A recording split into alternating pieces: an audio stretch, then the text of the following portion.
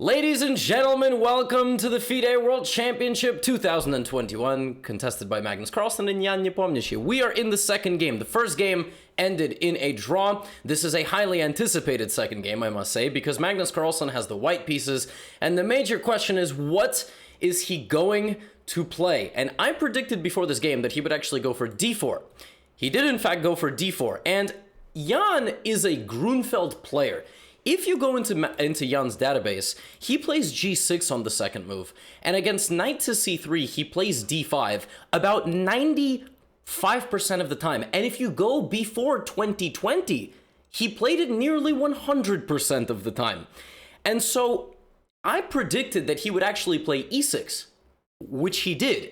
The thing is that when you have a ton of time in the modern computer era to prepare against the Grunfeld, you can pose some very, very serious and concrete problems, whereas knight f6, e6 is very standard. It is the professional echelon of chess, and you either play a Nimso Indian after knight c3, bishop b4, or you play knight f3, d5, and go for a queen's gambit declined. And Jan, before 2020, didn't do this. But he's changed up his openings to be a little bit more, as we say, professional and suitable for the highest of levels. Now, Magnus normally here will play knight c3, the classical two knights main line. However, Magnus plays a Catalan, okay? So already we have something extremely like interesting, and I noted, I made a tweet about this. As of this very moment, both players are in a position that neither one of them plays about 95% of the time. We are in like a below 5% level because Jan never plays into the Catalan because he's a Grunfeld player, and Magnus doesn't really play the Catalan. I mean, they know everything, and clearly they are prepared with something, so let's see what they do. The Catalan is really centered around the bishop coming to g2. At some moment, black has to take on c4. That is the critical approach. This bishop tries to activate, white tries to win the pawn back on c4. So we get the mainest of main lines, and now we have dc4. At this point, white will play the move queen to c2, the point of which is to take on c4, play the full center, or play rook to d1. This bishop is very strong, and the main line here is for black to play a6. Black anticipates this capture of the c4 pawn, and then black plays b5 and bishop to b7, activating the bishop. In turn, white plays a4, preventing b5, but then the main line is bishop d7, and this is the smartest, stupidest maneuver at the same time, but it equalizes. The point being, you play bishop c6, then you will even play bishop d5, and sometimes even bishop to e4. I'm not lying to you. The first person to discover this discovered the smartest, stupidest maneuver ever, and it equalizes for black. But it's the main line. But Jan plays b5. He defends the pawn straight away. Now, b5 is, that is obviously his preparation, right? And here the main line, a person who has played b5 a lot, by the way, is Hikaru Nakamura. If you plug this position into the database, I mean, Hikaru played this so many times. The critical line has always been known here to be a4, immediately going to undermine this. Black plays b4, and you play knight f, d2. You pause the movement of your queen side, you attack the rook, and you win the pawn back with your knight. And Hikaru has defended this position from the black side pretty successfully, holding players to draws, probably winning some games as well. I think he lost a game to Grishuk, but okay, I mean, you lose a game to Grishuk, it's nothing really too serious. You're going to lose games to people at that level. But Magnus here plays a move that has only been played one time above the level of, like, international master. It has been played online, because it's a very natural move, and the move is knight to e5, attacking the rook. And obviously, you know, you're delaying the move a4. And at this point, Jan started thinking for 4 or 5 minutes, and he looked a little bit like he was looking off into the distance, trying to memorize, recall what his moves here were, but he seemed actually relatively surprised by this move, which is kind of the danger of playing into something that you don't normally prepare. But Fabiano and Robert Hess on the Chess.com broadcast were quite critical, and Fabiano basically said, you know, if clearly you are preparing b5, like you have prepared this position, but off the cuff, you do not check or do not remember a move in your preparation which puts you under maximum danger. It is a move that simply attacks your rook in one move. That is something about your preparation that has gone wrong. I mean, knight to e5 is a move that you should know, but Jan is on his own. Now, or maybe he's not on his own, he's simply recalling. Generally, the move knight to e5 in the Catalan is met with knight to d5 at some point. You will block this bishop with your knight. But Jan plays c6, which is another very common idea. The point of c6 is that, yes, I can take, but after take, rook b8, all of white's benefits are gone. The fact that you have the light-squared bishop powerfully controlling the diagonal mean nothing because there's nothing to be controlled on the diagonal. The whole point of controlling squares is to not allow your opponent to develop. Here, your opponent has developed very freely, so Magnus plays a4. Jan now continues with the only move, knight to d5, blocking that diagonal. Magnus now plays knight to c3, adding more pressure. It's not a move that actually is the most common. I was checking like the Lichess database, for example. But a takes b5 here is played a little bit more often. But okay, we have knight to c3. And Jan now has to play a very critical move. He has to play a move that basically challenges the integrity of white's entire position, which is the move f6. He's like, yo, where is your knight going? Now, if you are an avid follower of Grandmaster Ben Feingold, he does have very, very good content, but he also says never play f6. And if you follow this rule in this position, you will land yourself in some seriously hot water. At this point, rules are meant to be broken. The knight comes back to f3, and now we have a moment in the game where black has to either be critical with the move b4, or play what Jan played in the game, which is not overextending with the move b4. Now, interestingly enough, if we had played b4, knight e4, bishop a6, Vishy Anand in the main broadcast on FIDE said we had a transposition to a real game. A game between Boris Gelfand, who competed for the World Championship in, I believe, 2012, versus 2011, versus Alexei Shirov, who was formerly number 2 in the world and was famously scammed out of a World Championship match. Scammed is a bit of a powerful word, but go look that game up, 1992. The fact that Vishy Anand realized this, and it wasn't even the same move order. It was a different move order that would get to this position, right? And that game ended with black winning. So this is the critical test of the position, but Jan plays queen d7.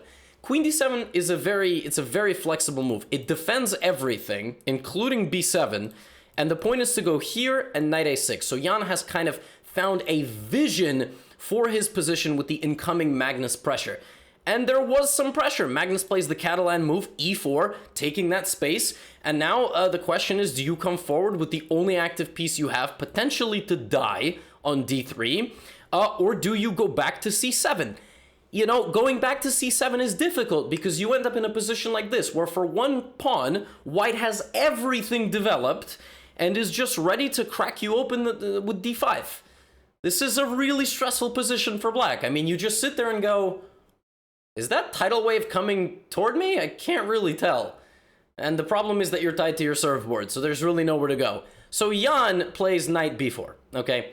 Oh, and just an aside, I was going to say this in the intro. I'm going to try to get clocks. I know you wanted clocks, and I took out the intro. A lot of you liked the intro, but I did notice it kind of slowed down the flow of the recap. So I'm listening to your feedback. Anyway, that's a little breaking of the fourth wall. I'm going to try to get clocks.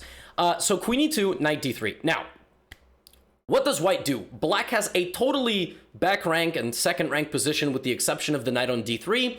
White is very well developed. When you have more forces out than your opponent, you have to take that step. You got to cross that territory. You got to let him know you're here to invade. You're here to win the second game of the World Championship match. What are you going to play? Okay, you're going to play e5. This is a very important test of the black position. Now, black cannot simply take this pawn because white is playing knight takes, activating the bishop and the knight at the exact same time. You are removing the knight from d3, and when that knight disappears like something like this, this is a broken position for black. Completely broken. Because nothing is developed. This is a permanent weakness. This diagonal is a permanent weakness. Rook d1 is coming. This queen is not going to sit comfortably. And at any moment, by the way, white can just completely zoom over here and destroy the king all the same. So you're under pressure down the middle, on the left, and on the right. If you're under pressure on all three sides of the board, something's gone horribly wrong, yeah? So that you can't play like this. So e5. Bishop to b7. Black is trying to fight back on that diagonal. Now Magnus takes on f6. We have bishop takes f6. And a critical moment in the game after knight to e4. White is now threatening to either infiltrate on the queen side or take the bishop and just get the bishop pair. Jan here has been playing catch up on the clock, by the way, because over the course of the opening, he was down about 15 minutes. I mean, 15, 20 minutes kind of at all times as he was responding to Magnus's preparation. But now he's catching up. He plays knight a6, and it's becoming clear that since white is a bit overextended, you see these light squares on the queen side? Black is going to try to clamp down on those light squares and bring this horsey some support. This horsey is running a triathlon, okay, and it needs a water break, but it's out of water. It needs like someone from the stands to throw it a water bottle. Is that a thing? Can you even do that? I don't know. Anyway, so the only way forward now for Magnus is to take this bishop and hope that rook f6 gets played, at which point we will play which move? Were you paying attention? Knight 2e5.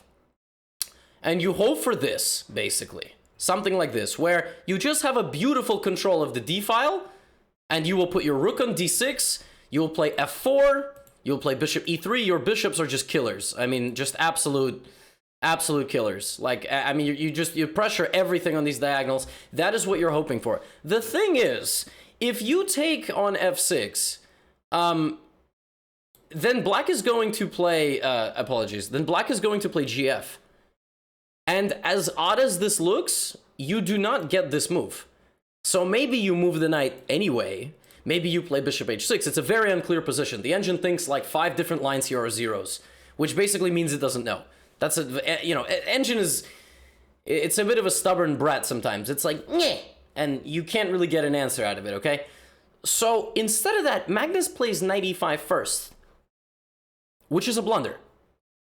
I mean, at this level, a blunder is a very bit of a strong statement, but it's a mistake compared to knight takes f6. It's a mistake because now black does this and the knight on d3 doesn't die. So white is going to win this square completely. Black lost the dark squared bishop, and neither one of these knights is in any sort of position to fight for that d6 square. So this knight is going here, 100%. You will then support with something like f4 and then the bishops, but he's coming in with his knight. He's trying to trade. Now, this is where the most complex part of the game begins. So if white takes on c5, a hypothetical variation that could arise is this, where you sack the whole queen side. Literally, you sack the whole queen side. You are down 4 points of material. 4 points of material. But bishop c5, and you're going to win this, and now you're down 2 points of material, and the bishop is coming to d6. It's really not so easy to move with black. The problem is that I don't have to move my rook. I can play this shocking move, and all of a sudden, we see the issue. It's actually me who is going to be attacking you in the future. I can sack the rook. It doesn't matter, because I'm just up a lot of pawns. And then comes c3, as long as my bishop is protected. And so I guess for that reason, Magnus decided not to take the knight, but rather allow the infiltration. I mean, this looks very scary. The rook is hanging, the pawn is under fire, the bishop is hit by 2 horses. At this point, Magnus can consider this move to sack the rook in the corner. And there are just completely insane positions here. For example, takes f4, where white is again down 4 points of material temporarily, but the position is minus 0.6. Very slightly better for black, because white just has a positional dominance of this of the board. I mean, doubled a pawns, doubled c pawns for black. This is misery, right? This is misery, but it's still black who ultimately has a major material advantage and is probably playing this position for a win, but you have to play super precisely. Okay? Instead of that, Magnus does not play bishop 2e3, but instead plays this. Rook b1, rook b1. What the hell is that move? Blah, blah, blah, blah, blah, blah, blah. Rook b1. So Magnus is sacking his rook, but also trading the bishop. So he's exchanging pieces and sacrificing material. But why would he do this? Well, he gets rid of the knight. And now that he doesn't have that thorn in his position, he can maybe do some stuff because he is more free-flowing in the position. It's actually his position to play around in the sandbox, right? So now the time has flipped and it's move 22 and Jan is up maybe 10-15 minutes on the clock and Jan is taking over this game. So what is Jan going to play? He plays rook b8. That's the best move. It activates the rook. It defends the bishop. So at some point you can sack. You can trade the knight and the bishop like this and get to a queen and rook endgame up a pawn. If Jan gets queen and rook and 7 versus queen, rook, and 6, he's playing for a win. I mean, especially with the pawn balance, right? Because black has more pawns on the queen side. So because black has more pawns on the queen side, like 4 on 2, 3 on 1, 2-0, simplifies down, and he's going to be playing it for a victory. Magnus plays rook d1. Rook d1 is a very tricky move. It sets up some ideas in the future of taking, and then obviously attacking the queen. Also, it sets up an idea of transferring this rook over here. Keep that in mind. Jan here can play pawn takes on a4. He can also play queen to e7 to get out of the way. He plays a move very quickly. He plays bishop to a8, getting the knight off the bishop, setting up some move to trade white's light squared bishop, and activating the rook at the same time. The problem is this gives Magnus time. Jan hasn't forced anything, so now Magnus immediately forces something of his own. Magnus plays bishop e4 and actually has a very powerful threat. The threat is, if you take on a4, I will then sack my bishop. Then I will go here and I have time to do this. I mean, how do you defend this position? You are down, you are somehow up a full rook as black. A full rook in a world championship match, but it's barely winning. You may actually need to sack your queen. And then I don't know what the hell is going on anymore. I mean, rook b2, queen c4. I mean, because black just can't develop the bishop, black cannot possibly claim an advantage. Right? I mean, it's just an impossible position here. So I don't know what's going on. Magnus is setting up some bishop takes some bishop takes h7. So Jan again can play queen e7. The thing that queen e7 does is it stops this idea in its tracks because there's this move. And now the queen is not hit by the rook. If you take and do this, then I just escape. I allow you to get the threat you want, because at the end of the day, my rook is protected. Instant replay. Queen e7 stops the attack because after the whole sequence, everything is protected. So queen e7 is a possibility, but Jan almost instantly played this. The commentators were shocked to the point that they did not even consider this a possibility.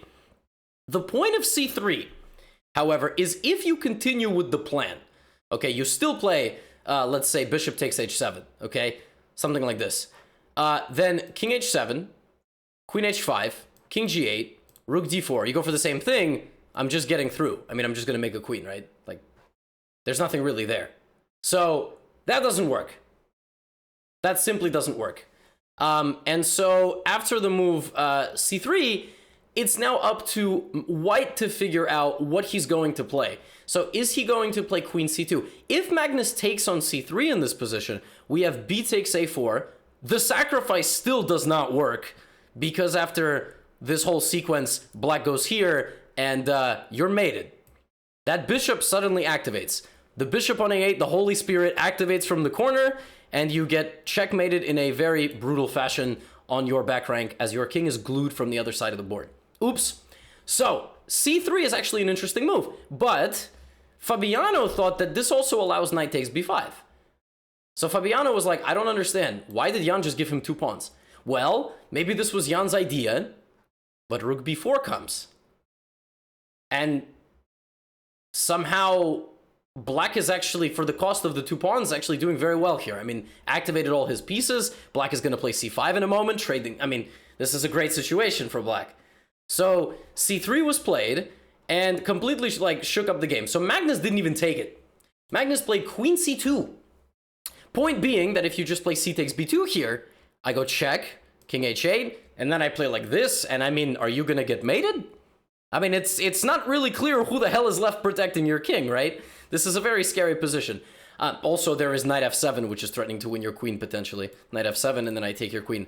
So Jan plays g6. However, folks, what does g6 weaken? When you see the move g6, what does it weaken?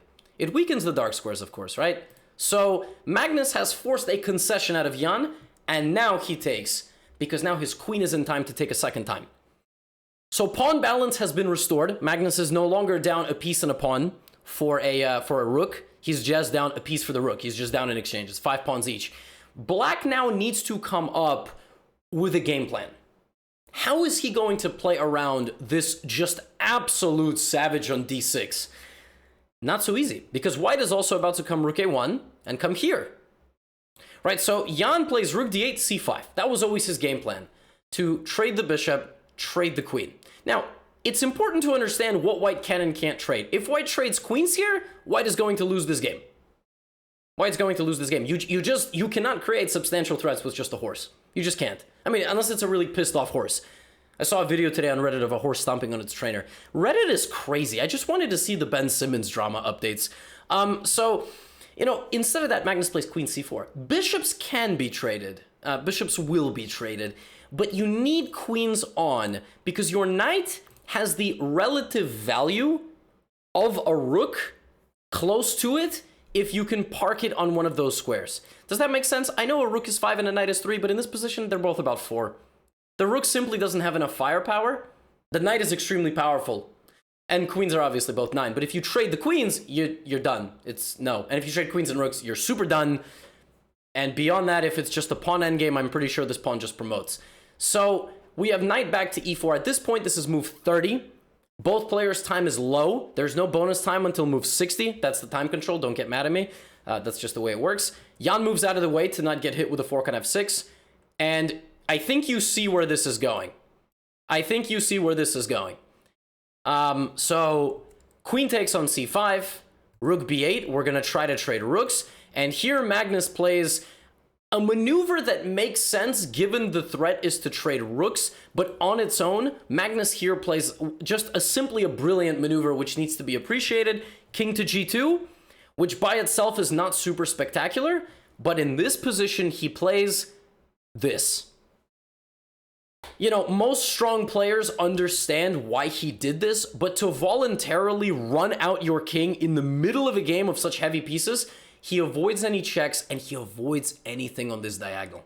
His king is shockingly completely safe out in the open. None of black's pieces can get to it. And if they try, like if you play queen g7, he'll just play queen d4, queen h6, and then he will come back. Because the queen is gone. So the queen can't be in 2 spots at once, as powerful as it is, right? So he runs his king out to h3, and right here is probably the most tense moment of our game, as the evaluation started shifting to white. Suddenly, it is Magnus who, despite having the knight down for the rook, can play this for an advantage. Computer here was showing maybe rook a3, maybe rotating the rook over, just very slow and steady improvement of the position, maybe launching an attack on this king in the future, maybe lining up an attack on the weak e6 pawn, then the knight transfers over. But it's hard. It's move 37. He only has about 3-4 minutes until the 40th move.